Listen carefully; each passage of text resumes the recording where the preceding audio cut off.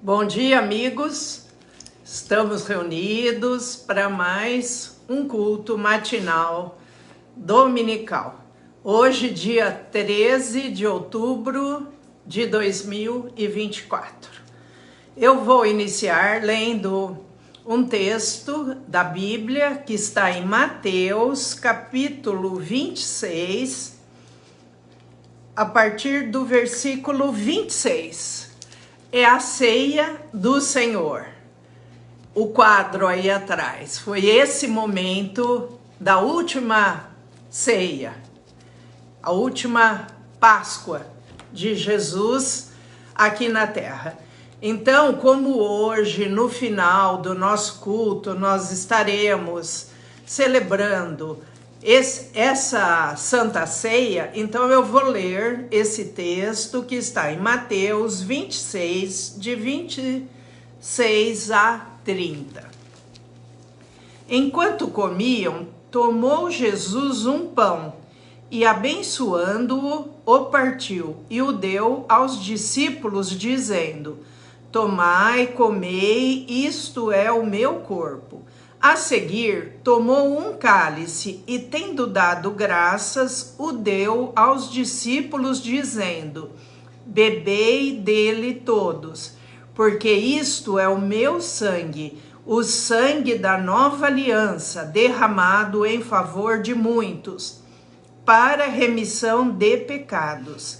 E digo-vos que, desta hora em diante, não beberei deste fruto da videira, até aquele dia em que o hei de beber novo convosco no reino de meu Pai. E todos, e tendo cantado um hino, saíram para o Monte das Oliveiras. Agora eu vou ler em 1 Coríntios 12.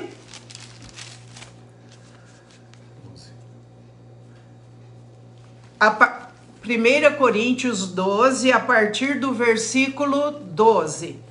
A unidade orgânica da igreja. Porque assim como o corpo é um e tem muitos membros, e todos os membros, sendo muitos, constituem um só corpo, assim também com respeito a Cristo.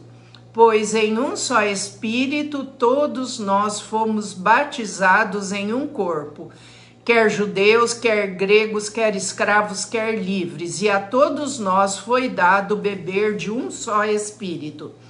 Porque também o corpo não é um só membro, mas muitos. Se disser o pé, porque não sou mão, não sou do corpo, nem por isso deixa de ser do corpo. Se o ouvido disser, porque não sou o olho, não sou do corpo, nem por isso deixa de ser. Se todo o corpo fosse olho, onde estaria o ouvido? Se todo fosse ouvido, onde o olfato? Mas Deus dispôs os membros, colocando cada um deles no corpo, como lhe aprouve. Se todos, porém, fossem um só membro, onde estaria o corpo? O certo é que há muitos membros, mas um só corpo. Não podem os olhos dizer à mão, não precisamos de ti, nem ainda a cabeça aos pés, não preciso de vós. Pelo contrário, os membros do corpo que parecem ser mais fracos são necessários. E os que nos parecem menos dignos no corpo, a estes damos muito maior honra. Também os que em nós não são decorosos, revestimos de especial honra. Mas os nossos membros nobres não têm necessidade disso. Contudo, Deus coordenou o corpo, concedendo muito mais honra àquilo que menos tinha, para que não haja divisão no corpo. Pelo contrário, cooperem os membros com igual cuidado em favor uns dos outros, de maneira que, se um membro sofre, todos sofrem com ele.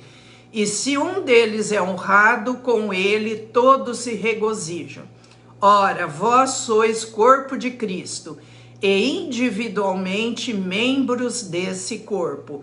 A uns estabeleceu Deus na igreja, primeiramente apóstolos, em segundo lugar profetas, Em terceiro lugar, mestres. Depois, operadores de milagres. Depois, dons de curar, socorros, governos, variedade de línguas. Porventura são todos apóstolos ou todos profetas? São todos mestres ou operadores de milagres? Têm todos dons de curar? Falam todos em outras línguas? Interpretam-na todos? Entretanto, procurai com zelo os melhores dons. E eu passo a mostrar-vos ainda um caminho sobremodo excelente. Ainda que eu fale a língua dos homens e dos anjos, se não tiver amor, serei como bronze que soa, ou como símbolo que retine. Ainda que eu tenha o dom de profetizar, e conheça todos os mistérios e toda a ciência, ainda que eu tenha tamanha fé a ponto de transportar montes, se não tiver amor, nada serei. E ainda que eu distribua todos os meus bens entre os pobres, ainda que entregue o meu próprio corpo para ser queimado, se não tiver amor, nada disso me aproveitará. Vou cantar uma música. Eu sei que vocês não têm a letra, mas tem que...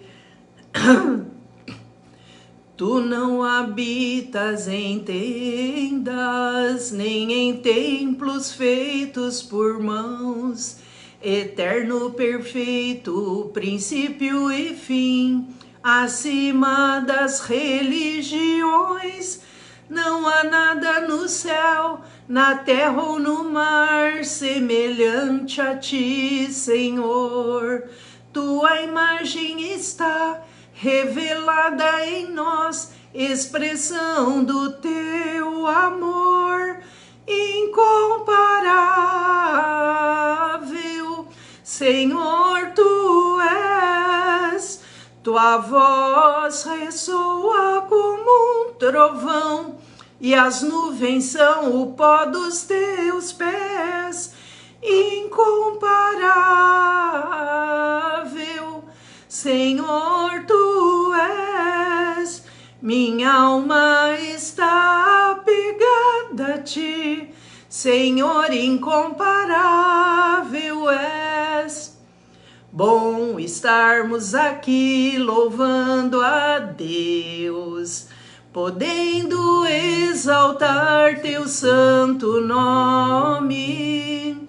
Tempo para isso, tempo para louvarmos a Deus, num só amor, num só Espírito. Tempo para isso, tempo para louvarmos a Deus, num só amor, num só Espírito. Deus venha nos abençoar e que essa união nunca falte para nós. Deus venha nos abençoar e que esta união nunca falte para nós. Nós somos corpo de Cristo e todos inseridos em um só Espírito. Por isso, no final desse culto, nós estaremos ministrando a Santa Ceia. E se alguém quiser participar conosco, Deus está acima das religiões. E quem nos ministra a Santa Ceia é Jesus. E nós somos apenas ministros. E cada um de nós, no corpo de Cristo, cada um com o nosso dom, com o que Deus nos concedeu, o membro do qual nós fazemos parte. Somos células, desse corpo. Podemos ser células da mão, do pé, do olho, e cada um de nós, juntos, em toda a terra, fazemos parte desse corpo de Cristo, que é a igreja do Senhor. Então, vamos orar e no final estaremos ministrando a Santa Ceia.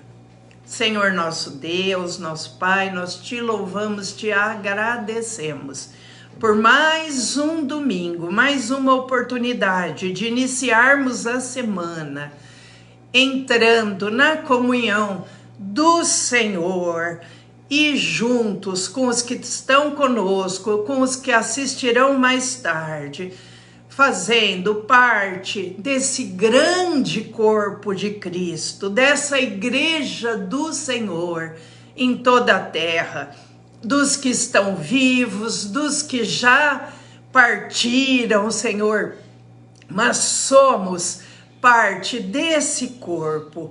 E por isso, esteja, Senhor, Espírito Santo, nos unindo em amor, e que ninguém despreze o outro, achando que o outro é inferior, mas que todos possamos considerar cada membro do corpo de Cristo superior a nós mesmos, porque cada um precisa do outro, e se um sofre, o outro tem que sofrer também. Se um membro sofre, todo o corpo sofre. Por isso, Senhor, ajuda-nos a ter essa visão da igreja sua, Senhor, em toda a terra. Sabemos que tem pessoas sofrendo em vários países do mundo, também aqui no nosso país. Graças a Deus, aqui não temos perseguição religiosa, mas em muitos países existe essa perseguição. Tem misericórdia, Senhor, e que não desprezemos nenhuma parte do corpo de Cristo. Às vezes tem uns que agem diferente de nós, que têm costumes diferentes dos nossos, mas nem por isso eles deixam de ser parte do corpo de Cristo. Se aceitaram Jesus, se creram que Jesus é o Filho de Deus, se entregaram a Ele, passaram a fazer parte desse corpo de Cristo, que é a igreja. Ó Senhor, ajuda-nos a discernir esse corpo e livra-nos, Senhor, de sermos criteriosos a ponto de desprezarmos algum membro do corpo de Cristo na terra. Abençoa agora, Senhor, o estudo, a palavra que o Michel vai transmitir para nós. Derrama sobre ele do teu Espírito Santo, da tua sabedoria, e abre o nosso entendimento, Senhor. Ensina-nos a orar, como orar, por quem orar, e que possamos assim cumprir o nosso ministério aqui na terra, cada um com o seu dom, com o seu ministério. Ajuda-nos, Senhor, e nós pedimos a tua bênção sobre cada um de nós, sobre a nossa família, sobre a família de cada um que participa conosco ou que participará mais tarde. Que a bênção do Senhor alcance a todos e que nenhum dos nossos queridos fique fora desta igreja, deste corpo de Cristo, Senhor. Em nome de Jesus, amém. Amém.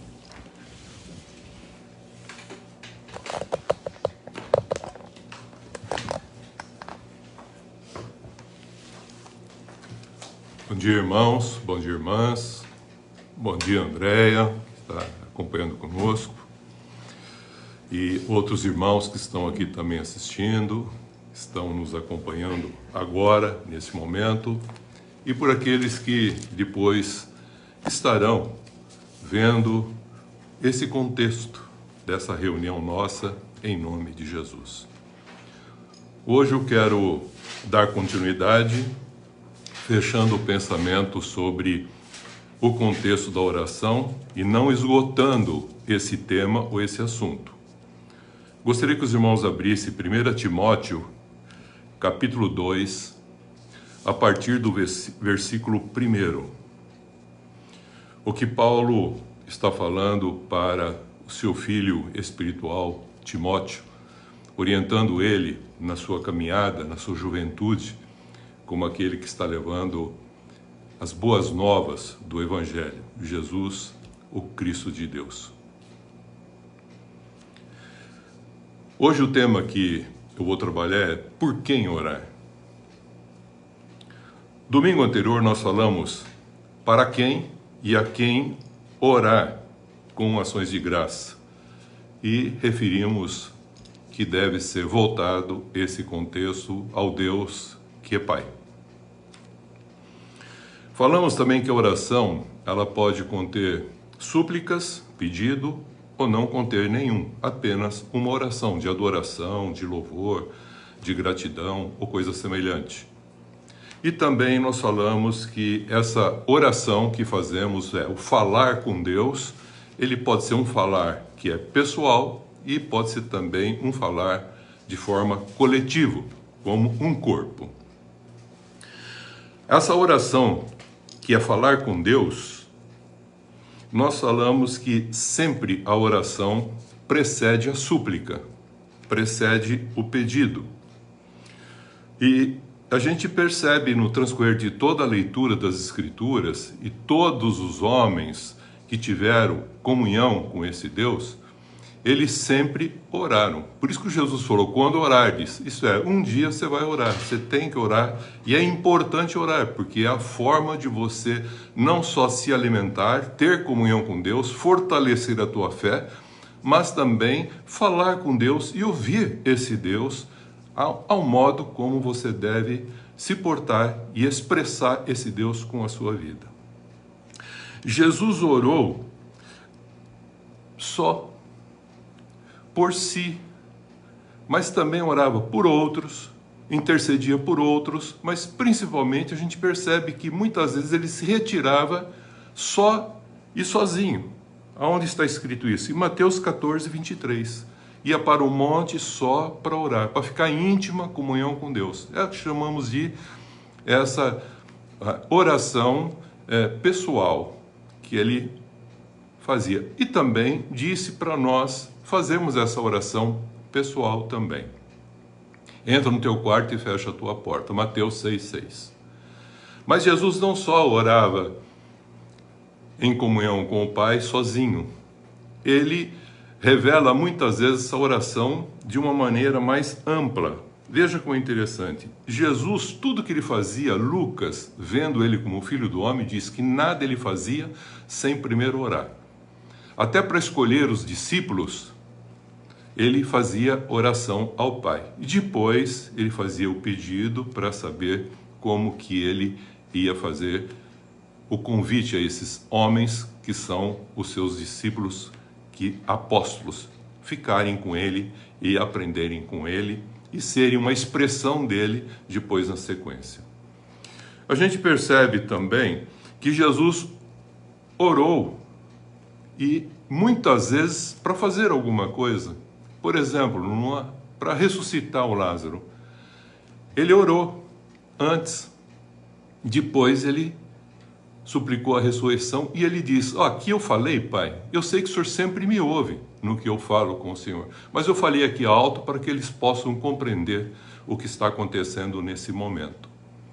E a gente vai percebendo assim, esse contexto de homens como Jesus e como nós também, sempre oramos, depois colocamos a nossa súplica. Interessante, vou pegar agora na sequência Atos, capítulo 9, de 36 a 42, a gente percebe aqui que um querido discípulo de Jesus, chamado Pedro, orientado por ele, e feito a seguinte consideração, que ele seria aqueles que, uma vez convertido, ajudaria os irmãos a crescerem na fé.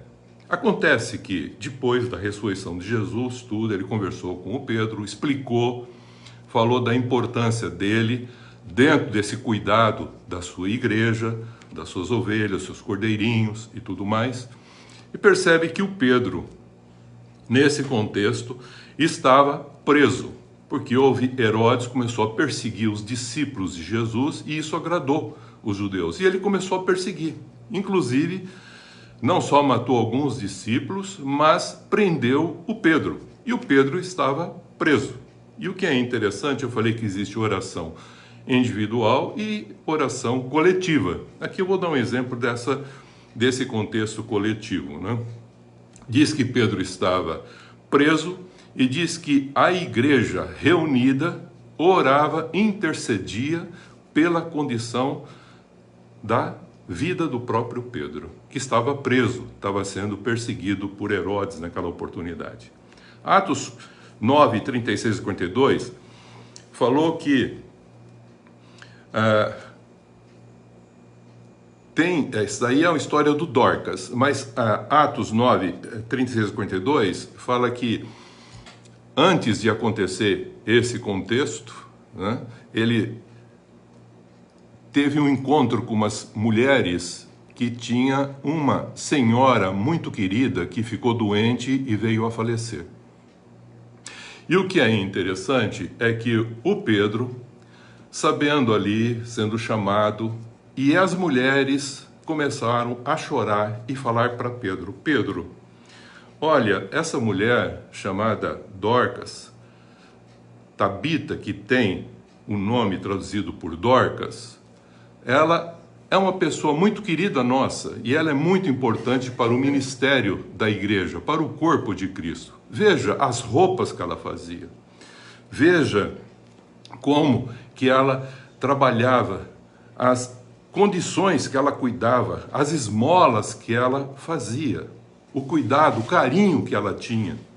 E as viúvas cercaram Pedro, chorando, falando a respeito de Dorcas, mostrando as túnicas, os vestidos que ela fizeram, enquanto ela estava viva e doente, veio a falecer. O que é interessante é que Pedro, nessa hora, sabendo a importância e sabendo das condições, antes de fazer qualquer pedido, diz que ele tirou todas essas mulheres da sala e disse que ele ajoelhou e orou. E depois que ele orou, virou para o corpo de Dorca e disse: levanta-te, anisteme. E ela se levantou. E ele levou essa mulher, que reviveu, para essas viúvas, para os amigos, para o grupo da igreja que se reunia.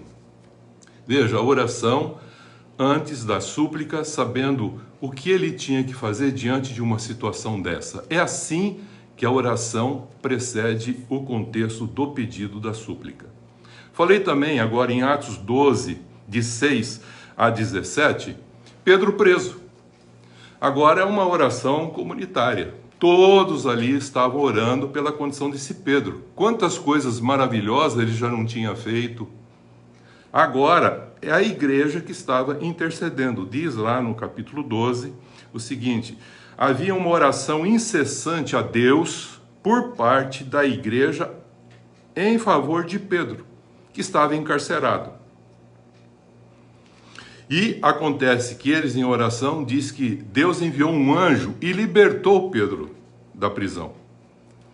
Pedro, sendo liberto, resolveu ir à casa de Maria. Quem é essa Maria? Onde as pessoas se reuniam e se congregavam. A mãe de João, que era cognominado Marcos. É o João Marcos, o que Pedro, junto com ele, ditou e Marcos escreveu esse evangelho. Foi esse Marcos, João Marcos, que andou junto com Pedro na viagem missionária também. E o que é mais interessante, que quando ele foi liberto e ele chegou a essa casa da Maria, onde eles estavam reunidos, orando, tudo, Pedro bateu a porta e quem veio atender foi Rode, uma jovem, e diz que, chegando à porta, viu Pedro, se alegrou e disse para as pessoas que estavam ali intercedendo: olha, o Pedro está na porta. As pessoas que estavam intercedendo por ele falaram: não, é um anjo dele, não pode ser Pedro.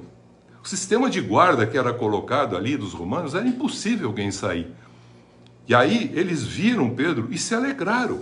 E o Pedro falou, conta para os demais irmãos o que o Senhor fez. E diz que muitos em Jope se converteram ao Senhor. Então Deus está sempre fazendo maravilhas com aqueles que realmente sabem o que tem que ser feito. E quando pedem, é uma oração que é feita antes para saber como pedir.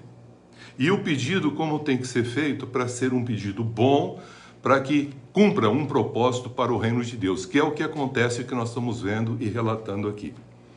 Jesus Cristo ensinou, falamos isso domingo anterior, que o cristão fala com Deus, que é Pai nosso. Ele ensinou até isso na oração.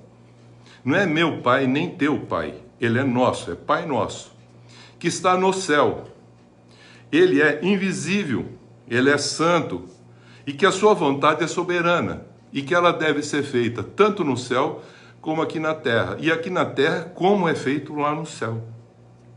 E é uma oração com fé a esse Pai, a esse Pai, a esse Deus Pai, que vê o coração e a motivação de quem ora em nome de Jesus Cristo, com a intercessão do Espírito Santo. O Pai no oculto, disse Jesus, ele vai te recompensar. Pois o seu reino, isto é, o reino desse Pai Celeste, é eterno. E a ele cabe a honra, a glória e o poder para sempre. Então a gente já sabemos a quem e para quem orar. Para esse Deus, com essa consciência clara do que ele já fez, e do que ele é, e do que ele está fazendo e continua fazendo, não só em nós, mas através de nós, na unção do Espírito Santo. Por isso ele fala nessa oração, e ele nos ensina que o pão nosso não é meu nem teu o pão, ele é nosso. Então sempre a gente deve agradecer e partilhar.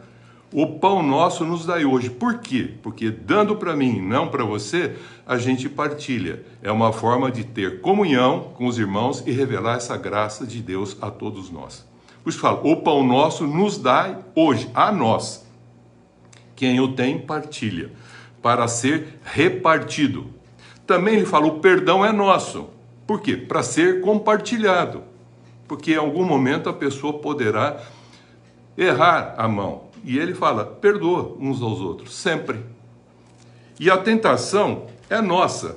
Quando a tentação também é nossa? Não pertence a nada, a nós mesmos que cobiçamos de forma errada, como diz Tiago, e o pecado age. E como que ele age? Porque a gente não vigia. Falei a vez passada também que quando a gente não está vigiando e orando, a gente pode entrar em tentação. Foi o que Jesus, e eu falei a vez passada, vou repetir, em Mateus 26, 41, ele leva os discípulos de Getsemane para ensinar, principalmente os três que mais estavam junto dele, Pedro, Tiago e João, a importância de vigiar e orar para não entrar em tentação. Ele falou, venham comigo, vigiar comigo. Vem vigiar comigo. Ele não falou orar, ele falou, vem vigiar comigo. E ele saiu à distância de uma pedra para orar. E convidou esses três para ficarem mais íntimos dele, para aprenderem uma verdade, que eles deveriam perseverar, primeiro, vigiando e orando para não entrar em tentação. Enquanto a gente ora e suplica, e primeiro ora para depois suplicar, para a gente não entrar em tentação, não cairmos em tentação, a gente tem que ficar acordado. Com Deus, tem um sentido de acordado, estar em acordo com as coisas de Deus, está acordado, vigilante, sóbrio, e não simplesmente dormindo. E foi o que aconteceu com os discípulos, e nós falamos a vez passada. Jesus ia orar, quando voltava, encontrava os discípulos que ele havia pedido para vigiar, encontrava esses discípulos de que maneira? Diz, dormindo. Aí ele acordava os discípulos e falou assim, vigiai e orai, para que vocês não entrem em tentação. É importante vigiar. Esse vigiar primeiro é estar esse contexto ligado nesse Deus sempre e também perseverando com esse Deus sempre e acordado no sentido sóbrio, não dormindo. E voltava e eles estavam dormindo. Aí fala de tristeza, de cansaço, mas eles estavam dormindo. Não importa a causa que levou eles a dormirem, não vigiarem. Por isso que fala em perseverar, e essa perseverança é quanto a esse contexto estar sóbrio, acordado com Deus e acordado no sentido sóbrio, na sua forma de viver e de pensar. Esse é o sentido que Jesus está falando, um acordado com Deus e um acordado na sua mente para não dormir. Porque ele falou, se você dorme, não adianta você ficar orando, mas dormindo. Você tem que vigiar primeiro com relação à sua vida. Entra no teu quarto, fecha a tua porta, aí a gente vai entender por quem orar. Ele falou, primeiro é por si mesmo, e não para si, mas por si. Vamos entender isso na sequência. Então ele falou, para você não entrar em tentação, você vigia por si mesmo, e aí ele fala, e aí você ora para não entrar em tentação. Algumas pessoas consideram os termos oração, prece, reza como sinônimos. Mas tem uma pequena diferença que eu quero fazer. Eu vou voltar primeiro a esse contexto de oração, que eu já falei, mas eu vou fechar o pensamento. Vimos que oração não tem uma forma específica, repetitiva, ela é espontânea, para se falar a e para Deus. Falar a Deus e para Deus. Isso é falar com Deus. A todo tempo, em todo lugar e em qualquer condição em que você está vivendo. Pode ser pessoal, eu disse, e também ela pode ser coletiva. Pessoal, entra no teu quarto, fecha a tua porta e lá na parte mais íntima, lá no teu coração, lá no íntimo seu, fala com Deus. E Deus vê o teu coração e Ele te recompensará. Então ele começa falando nesse contexto. Então nós percebemos também que a oração ela pode ser não só pessoal, já falamos, ela pode ser também coletiva. Como a igreja orava por Pedro, como eu falei lá em Atos 12. E Deus ouviu a prece e libertou Pedro, para dar uma continuidade nesse ministério. E Jope, muitos acreditaram, porque eles oraram de uma maneira que nós já falamos. Nós não sabemos orar, mas o Espírito Santo os orientou. É uma igreja reunida com essa condição já, cheia do Espírito, nova. Pessoas que nasceram de novos. E agora são pessoas que estavam entendendo a quem e para quem orar, agora está orando por, intercedendo por. E aí é interessante que era um contexto coletivo. Né? Então a súplica, aqui você percebe que ela vem depois. Ela pode conter súplica, pode também não conter súplica. E pode ser uma oração coletiva sem um pedido, súplica. A prece é como uma oração, daí o termo prece é muito parecido com oração. Muitos usam o termo prece porque é como uma oração e aí obrigatoriamente tem pedido. Então a prece sempre cabe um pedido. A reza já é diferente. A reza é uma repetição de palavras padronizadas, memorizadas, usada para fazer de uma forma recitar pessoalmente ou coletivamente em reuniões espirituais. Quer seja você fala, vamos rezar a missa, vamos rezar, muitos católicos falam, o terço. A palavra rezar está um sentido repetitivo de um sistema construído. Um culto é um contexto litúrgico também construído. Também as pessoas falam mantra, que é outra forma que eles usam, que não tem nada a ver com o cristianismo, mas tem. Como Israel chama o Shema, Israel, que é uma forma dessa expressão cultica correspondente. Então, nós entendemos agora, então por quem orar? Então, primeiro, por si e não para si. Guarda isso, meu irmão. Por si. O que nós já falamos. Que a gente vai evitar muitas coisas. Primeiro a gente passa a orar como convém e pedir de forma que edifica o contexto do próprio reino. Então a gente não fica pedindo para si. Então, por si e não para. Por outros e não para outros. Tem muita gente que fala assim, ora para mim, ora no meu lugar, intercede para mim. Ou por mim. Aí a gente tem um contexto por outro, mas não é para o outro. E por ambos, isto é, por si e por outros. Vou dar alguns exemplos por causa do tempo, para a gente poder entender. Por si nós já falamos, Mateus 6,6. Também nós já falamos esse contexto correspondente, que ele vê o coração. Então o coração é a motivação que está lá nesse contexto que nós fazemos por si. Muitas vezes a gente confessa as nossas condições, os nossos erros, as nossas falhas, as nossas limitações. E Deus se agrada desse contexto e Ele vem para nos consolar, nos ajudar. O Espírito Santo está aí fazendo esse contexto. Então a gente deve pedir o que nesse contexto?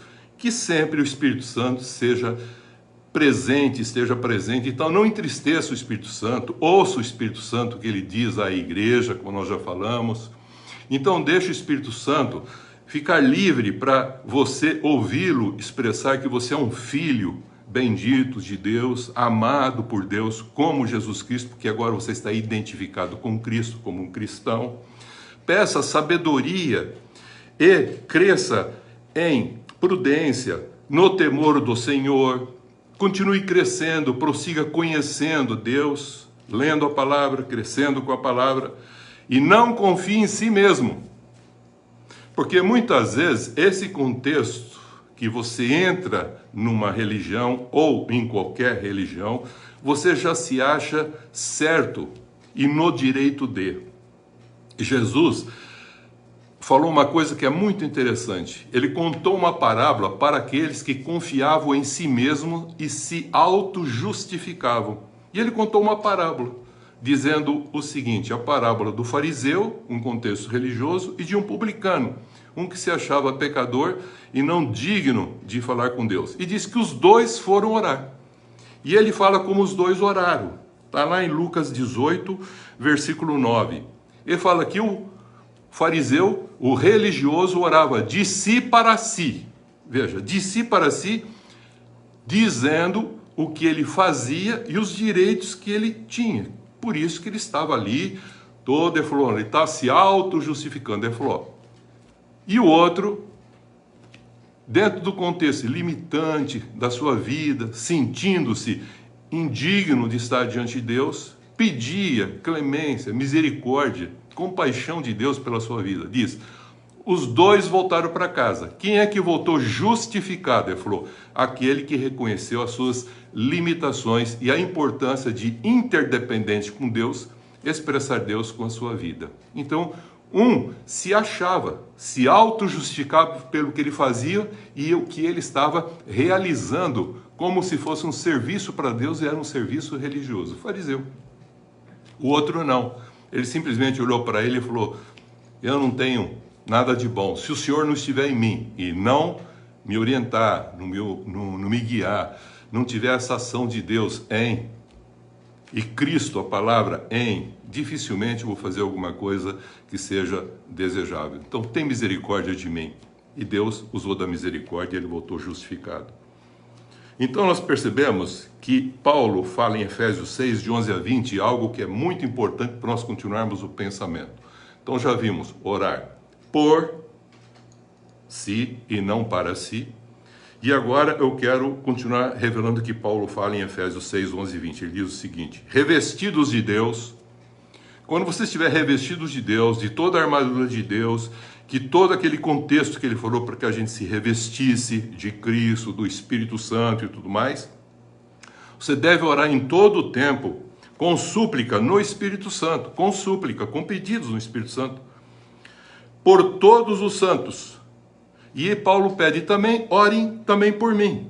Então agora a gente percebe que nós vamos entrar num outro tipo de oração, que é chamada a oração por outros, e não para outros. Então a igreja como um todo, ela não ora só por si, mas também ela ora por outros. É a oração chamada intercessória.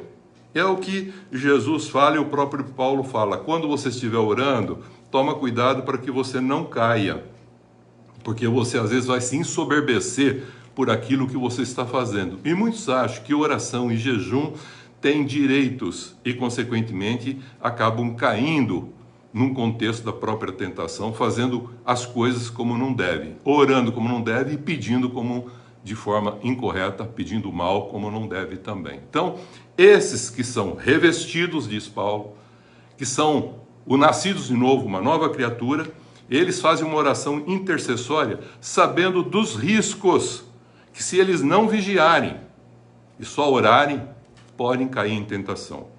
Então, a oração intercessória, enquanto estiver fazendo isso, para que a gente faz essa oração? Ele falou, para restaurar a saúde física dos irmãos, psíquica do irmão, espiritual do irmão, para crescer no quê? No amor. Filipenses 1:9. Paulo ora, eu oro para que o amor de vocês aumente cada vez mais, para que vocês cresçam no conhecimento de Deus, cresçam em sabedoria, cresçam no poder, que vocês possam ter o entendimento e o discernimento espiritual das revelações que Deus está dando em Cristo Jesus. Efésios 1, de 15 a 19, Efésios 3, 14 e 21, ele fala o mistério de Cristo. O Espírito Santo em nós nos ajuda a entender o mistério de Cristo, para que a gente possa ficar pleno do conhecimento de Deus. Tiago afirma, quando alguém estiver sofrendo, triste, ore por ele. Tiago 5,13. Está alguém, ele fala, alegre? Cante louvores. Se alegra com ele. Eu acho que a pior coisa é você estar com alguém triste e querer cantar. Deve ser muito triste para essa pessoa, marca muito a vida dela. Quando está triste, sofrendo, ore. Quando está alegre, cante com esse irmão. Se alguém está doente, chame os irmãos da fé para orar. Ele chama o presbítero, aqui pode ser desde o pastor até os investidos de cargos dentro da igreja. Quem são? Que são aqueles, os profetas, os mestres, os pastores, os apóstolos, aqueles que são investidos da autoridade, desse revestimento que Paulo falou que ele já tem. E ele falou, então, ora. Confessai os pecados uns aos outros, diz Tiago, capítulo 5. E orai uns pelos outros. Então, orar um pelos outros. Está dizendo por que orar. Não só por si, mas também por outros, uns pelos outros, para seres curados. Muito pode, guarda essa frase que eu vou encerrar com ela. Tiago 5,16. Muito pode, por sua eficácia, a súplica, isto é, o pedido do justo. Não é do crente, e nem do santo, que está em Cristo, mas do justo, que Cristo está nele, e a vida dele é a expressão de Cristo. Muito pode, eu vou repetir o que Tiago diz 5,16. Muito pode, a súplica do justo. O povo de Israel, em 1 Samuel 8, ele pede um rei no lugar de Deus. Samuel ficou assim, indignado. Como vocês estão pedindo isso? Deus é soberano. Não, nós queremos um rei que vai sair para fazer a nossa guerra com os demais povos. E aí ele fica assim, chateado e vai falar com Deus. E orando, falando com Deus, Deus falou assim, Samuel, eles rejeitaram você ou a mim? Ele falou, rejeitaram o Senhor. Eu falei, então faz o seguinte, dá para o povo o que ele pede, mas explica quais são as consequências. Tá bom? E Samuel fez. Samuel já estava intercedendo constantemente pelo povo. Você vê no capítulo 7, principalmente você vê lá no versículo 5, ele intercedendo a respeito desse povo que estava sendo vilipendiado ali pelos filisteus que estavam ali ao redor. Ele estava constantemente orando por esse povo. Então, a oração é uma constante de quem tem comunhão com o Senhor. Samuel assim tinha. E ele era um juiz ali, ajudando o povo a entender os acontecimentos. Mas acontece que lá em 1 Samuel 12, você vai perceber, dos versículos 19 a 25, que esse povo toma consciência do seu estado e diz o seguinte, Samuel, além dos pecados que a gente está sempre tendo, e você está sempre orando pela gente, tem um pecado ainda que nós fizemos contra Deus, que rejeitamos ele para ser o nosso Deus, para ser o nosso rei, e quisemos um rei um ano. E aí nós já estamos sentindo aqui uns problemas acontecendo, e o Samuel é questionado pelo povo de Israel, dizendo, peça ao teu Deus, já nem nós, tá vendo? Peça ao teu Deus que ore. faça um pedido a esse Deus teu, que dá uma olhada aqui para nós estamos sofrendo muito, estamos com um problema aqui sério. E Samuel, no capítulo 12, 23, faz a seguinte afirmação: se eu não orasse por vocês, eu estaria pecando, porque a oração é o que me liga a falar com Deus, a manter a minha fé, me alimentar espiritualmente, tudo que nós já falamos, o que a oração proporciona. E assim, eu falando com Deus, Ele vai falar comigo. Eu tenho certeza que haverá uma resposta, sim, porque Samuel, um homem justo, que estava aí falando, e ele falou, então peça ao teu Deus. E o Samuel falou, claro que eu vou orar, jamais vou deixar de orar, porque se eu tenho comunhão com Deus, eu não vou orar só por si, por mim, mas eu também vou orar por vocês, outros, corpo da família de Deus, como uma nação, como Israel. Se eu não fizer isso, eu estou pecando. Olha que coisa incrível. 1 Samuel 12, 23. Paulo, em 1 Timóteo 2, 3, 6, texto que nós comentamos, exorta ao contexto de fazer súplica, pedidos, prática de súplicas e pedidos, e oração, e intercessão, e ações de graça. Veja a palavra que ele usa, em favor de todos os homens. Não é da igreja só, não de alguns homens, mas de todos os homens. 1 Timóteo 2, de 3 a 6. Em favor dos reis. E ele fala mais, em favor dos que se acham investidos de autoridade, para que haja vida tranquila, mansa, com toda piedade e respeito, isto é, uma condição boa, aceitável ao Senhor, o qual deseja que todos os homens sejam salvos e cheguem ao pleno conhecimento da verdade. 1 Timóteo capítulo 2, agora eu vou ler o texto todo que nós acabamos de falar aqui agora, que foi o contexto maior. Antes de tudo, pois, exorto que se use a prática de súplicas, orações, intercessões, ações de graça, em favor de todos os homens, em favor dos reis e de todos que se acham investidos de autoridade, para que vivamos vida tranquila e mansa, com toda piedade e respeito. Isto é bom, veja o que Paulo fala, e agradável e aceitável diante de Deus nosso Salvador, o qual deseja que todos os homens sejam salvos e cheguem ao pleno conhecimento da verdade. Portanto, há um só Deus, e um só mediador entre Deus e os homens, Cristo Jesus, homem, a qual a si mesmo se deu em resgate por todos, testemunho que se deve prestar em tempos oportunos. E aí ele conclui dizendo, para este fim que eu fui designado, pregador e apóstolo, afirmo verdade e não minto, mestre dos gentios, na fé e na verdade. E agora eu quero encerrar a última parte. Por quem orar? Por si, primeiro, por outros e por todos, não só pelos da igreja, mas também por todos. Paulo diz aqui que é o texto básico da nossa consideração. E agora, orar por ambos, isto é, por si e por outros.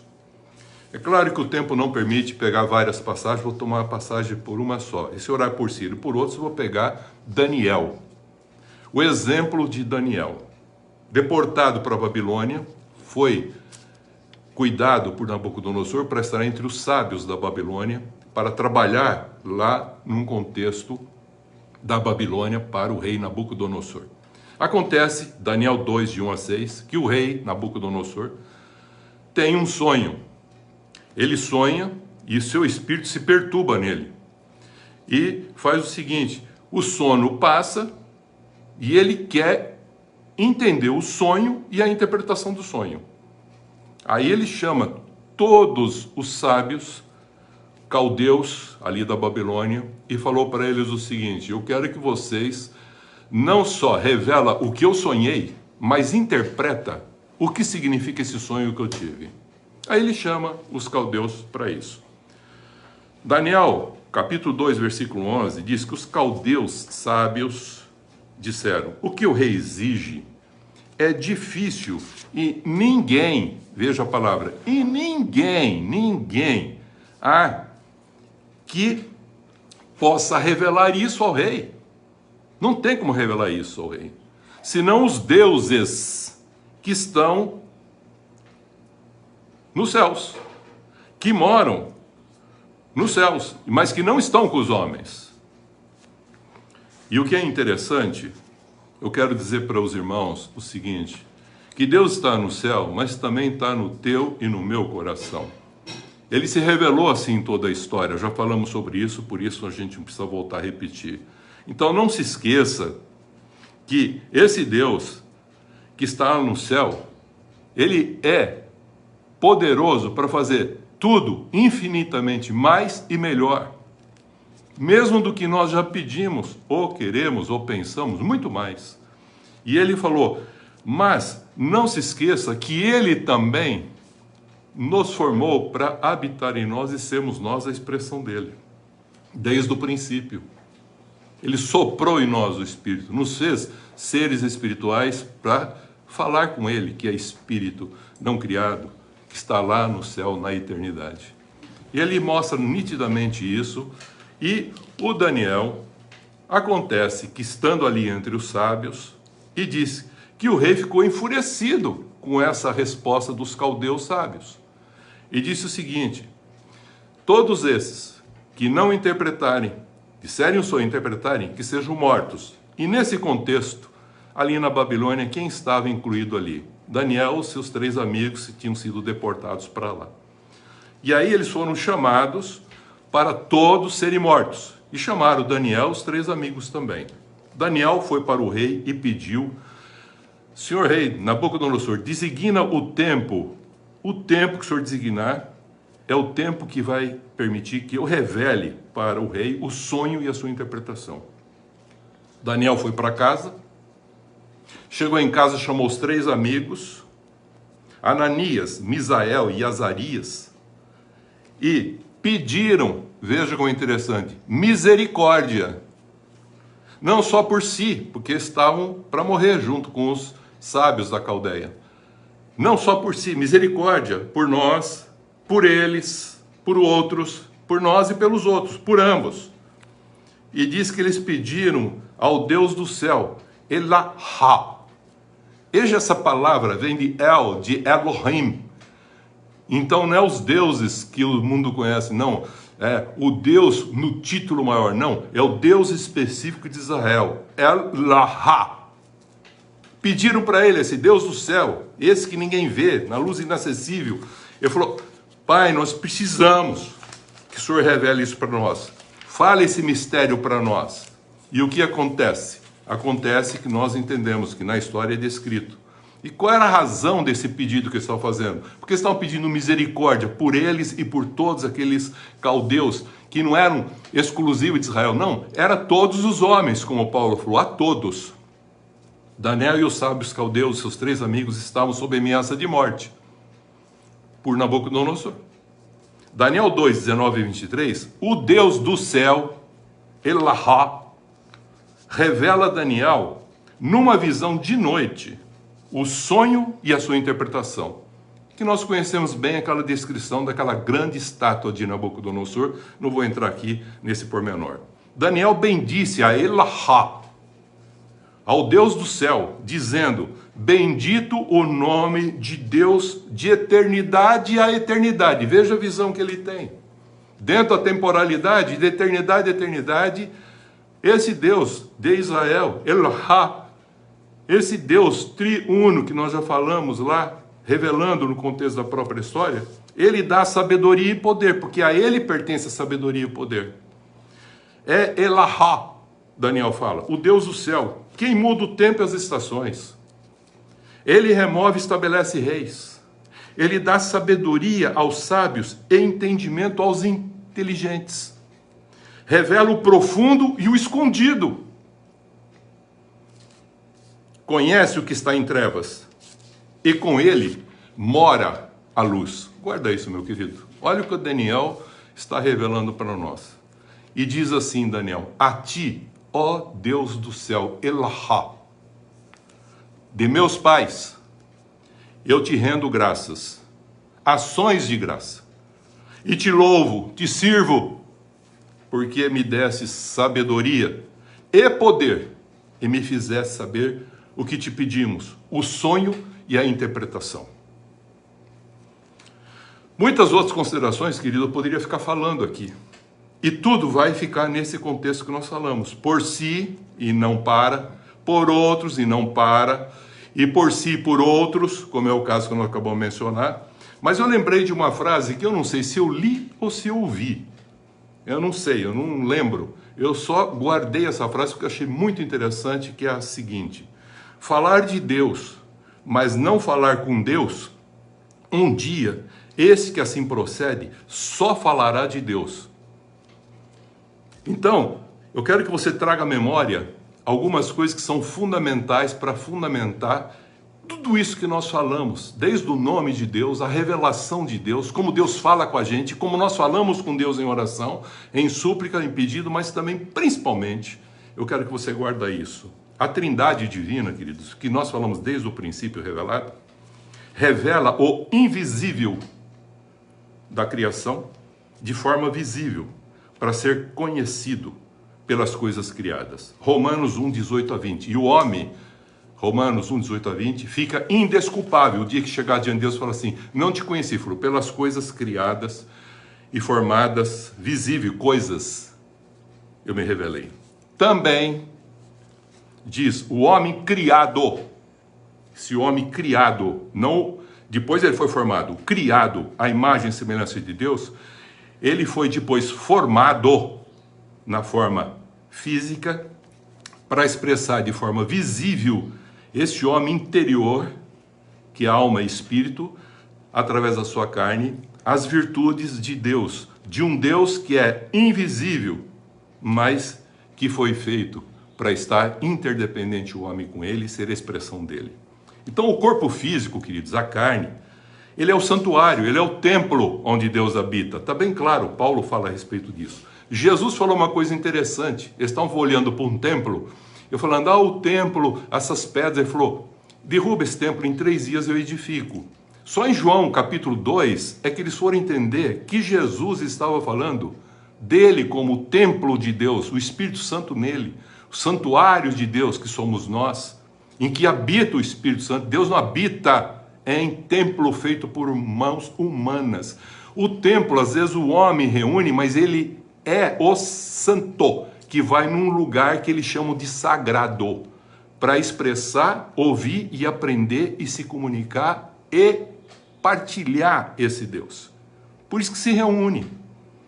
Então, na realidade, o que ele está falando aqui para nós é que nós fomos formados para ser um contexto visível de um contexto do invisível que está dentro de cada um de nós, criados espiritualmente à imagem e semelhança de Deus. Então nós temos que lembrar que somos espirituais para revelar o amor, a graça e a comunhão.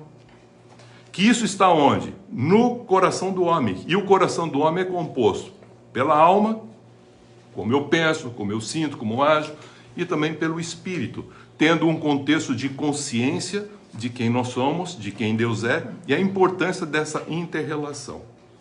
Como o espírito do homem deixou de se comunicar com o espírito de Deus, então ele ficou morto espiritualmente, mas vivo, a sua alma fica subjugada à condição dos instintos carnais e satisfazer os seus interesses pessoais e a sua vontade, para preservar o quê? O seu eu, tendo a crença de que o poder de Deus será obtido quando você fizer o que é certo e o que é direito.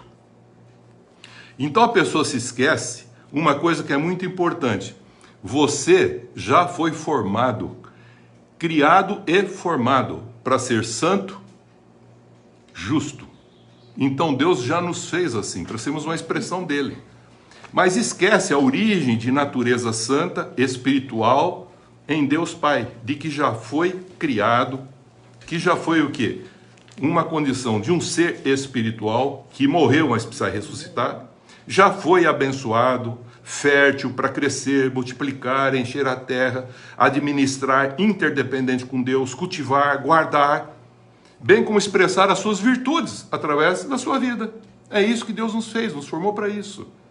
É aqui que nós já falamos que o Elohim cria, o Elohim, Jeová, o Jeová é aquele que forma, e o Jeová é aquele que mantém o Espírito, que mantém o Senhor, que mantém todas essas coisas. É o mesmo Deus em todo o contexto dessa revelação na história humana. Mas o homem, morto espiritualmente, seu espírito não falava com Deus, precisava nascer de novo. E Jesus vira para Nicodemos e diz: Nicodemos, você é um mestre em Israel, e você deveria saber disso. O que nasce carne é carne, o que nasce do Espírito é Espírito. Então quero dizer para você o seguinte: importa-vos nascer de novo. João 3,3. E nascer como? Ele falou: da água, da palavra de Deus e do Espírito, em que fica sobre essa água, essa palavra, e que germinou não só o mundo, mas todas as coisas. Então, essa triunidade agora, ela age de forma tal que nós, em Cristo, temos restabelecido a imagem que nós perdemos lá no Gênesis.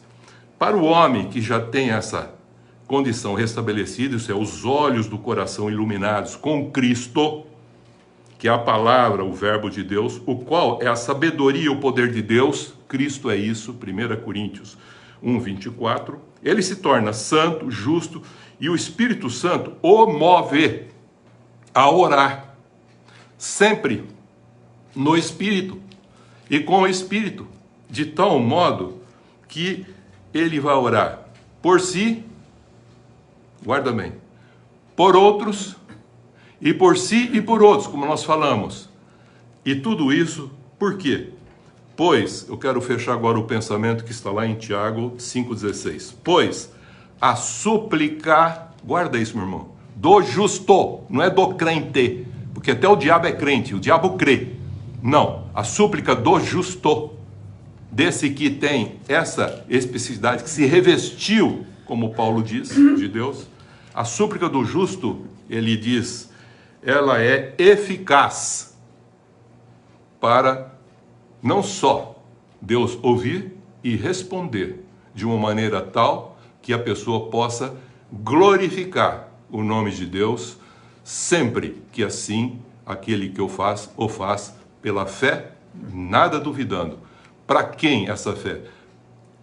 Para e a esse Deus que é não visível, mas que nos fez e disse no contexto de toda a história como ele age e como nós devemos falar com ele, entender e falar a ele e para ele as nossas súplicas, tomando cuidado, vigiando sempre, ficar acordado com ele em comunhão, e acordado, sóbrio, consciente de quem nós somos, não dormir.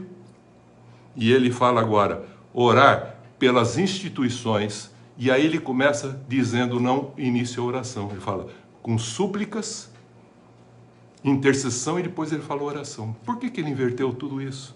Porque Paulo fez as considerações, porque ele falou, cada momento é necessário entender um fato, e ele nos mostrou que sempre orar, se possível com ou não súplica, se precisar, é o que ele chama de prece que nós falamos.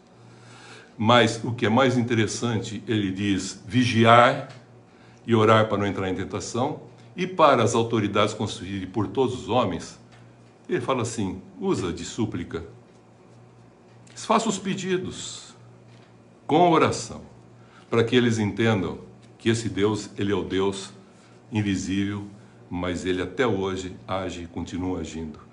Aquele que fala, a minha oração parece que não foi ouvida.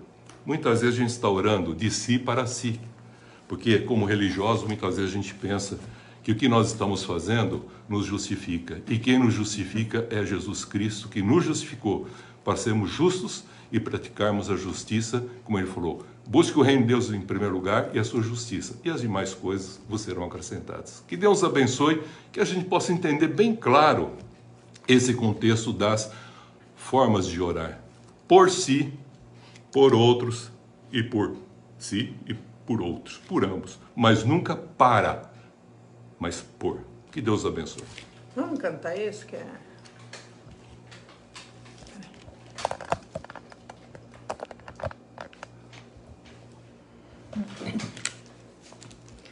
Bem de manhã, embora o céu sereno pareça um dia calmo anunciar, vigia e ora o coração pequeno, um temporal pode abrigar.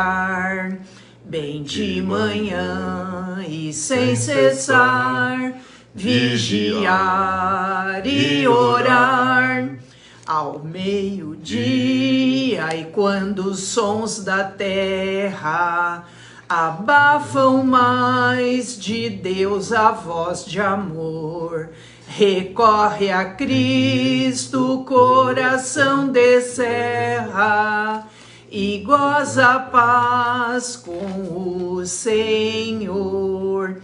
Bem de manhã e sem cessar, vigiar e orar, do dia ao fim, após os teus lidares, relembra as bênçãos do celeste amor e conta a Deus prazeres e pesares, depondo em suas mãos a dor.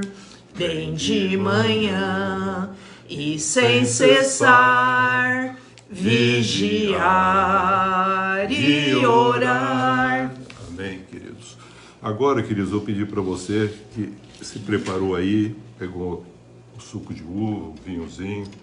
Gostaria que você partilhasse conosco essa realidade que Jesus mandou a gente fazer, que é um memorial que ele mandou fazer. E ele usou duas figuras materiais que a gente pega, palpável.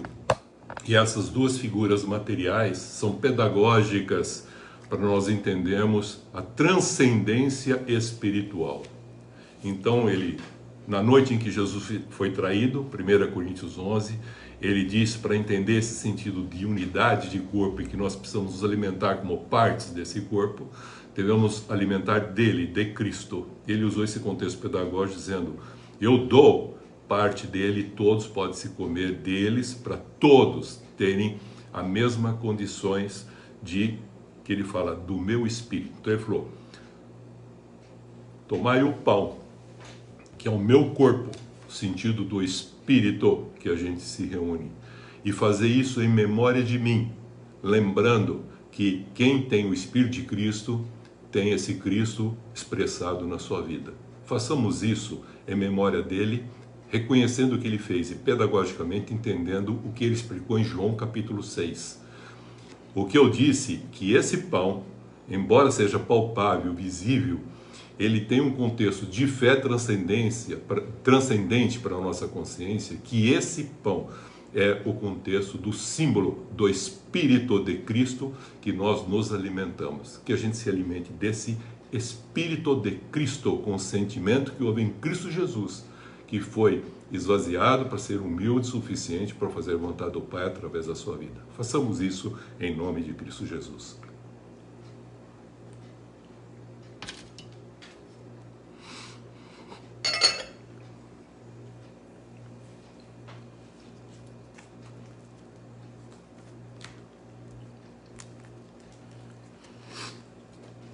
Pedagogicamente entendemos isso.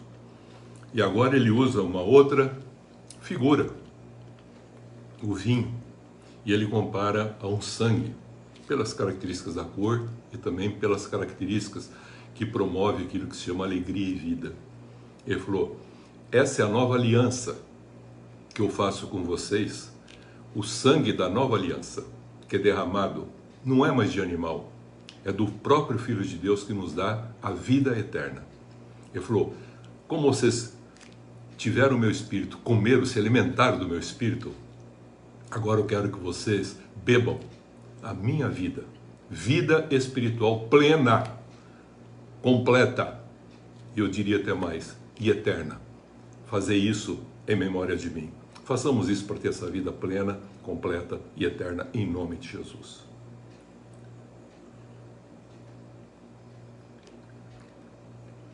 Glória a Deus. Queridos, diante dessa afirmação, pela fé, tendo essa consciência clara desse Deus maravilhoso que se revelou, nós fizemos isso com uma consciência também de memória ao que Ele fez por nós. E que nós sejamos a expressão dele agora, fazendo para que o nosso irmão possa receber também essa graça e compreender esse Pai Celeste. Que Deus abençoe nesse sentido, em nome de Jesus. Fortalecidos assim, em nome de Cristo Jesus, e com esse Cristo vivo e a unção do Espírito em cada um de nós, nos movamos de uma maneira tal que possamos fazer com que Deus seja conhecido através de cada um de nós. Amém? Senhor nosso Deus, nosso Pai, nós te agradecemos. Amém, porque fomos alimentados espiritualmente pelo Senhor Jesus, o pão da vida. Amém. Que nos alimenta, que nos fortalece, e também vivificados pelo seu sangue, através da comunhão, da Santa Ceia. Que o Senhor nos encha mais e mais do teu Espírito Amém. Santo. Glória, e que assim alimentados possamos continuar o nosso caminho, a nossa peregrinação aqui na terra, sendo parte desse corpo Amém. De Cristo, sendo vivificados pelo teu sangue. Ó Jesus querido, nós te agradecemos, nós nos lembramos nesse momento Amém. Do teu sacrifício por nós na cruz, quando o Senhor entregou a sua vida por nós, Amém. Para que tivéssemos essa vida plena. Amém. Obrigado, Jesus, obrigada. E agora, Senhor, alimentados, vivificados, dá-nos condições de continuarmos a nossa jornada, sempre em graça, em amor, em santificação, em comunhão Amém. Com os nossos irmãos, Amém. Em amor, em diligência, Sim. Senhor, ajudando o aflito, necessitado, aqueles que o Senhor coloca no nosso caminho, e aqueles que têm mais condições de sair, de ajudar, que sejam movidos pela tua graça, pelo teu amor, levando o alimento, levando a palavra, a oração, onde forem. Que sejamos tidos como filhos teus, justos, justificados pelo teu sangue. Abençoa, Senhor, a cada um de nós. Amém. Que a tua graça, que o teu amor, que o teu perdão, que a tua bondade, a tua benignidade esteja conosco hoje, no decorrer dessa semana e todos os dias da nossa vida, em nome de Jesus. Amém. Amém. Amém. Nós iniciamos esta semana. E tomamos posse. Para nossas vidas. Para nossas famílias. Para nossos trabalhos. De uma semana de bênçãos. Uma semana de vitórias. Sempre confiantes nas promessas de Deus. E rejeitamos toda obra maligna contra nós. E que não sejamos usados pelo mal. Em nome do Pai, do Filho e do Espírito Santo. Amém. Deus abençoe a todos. Amém.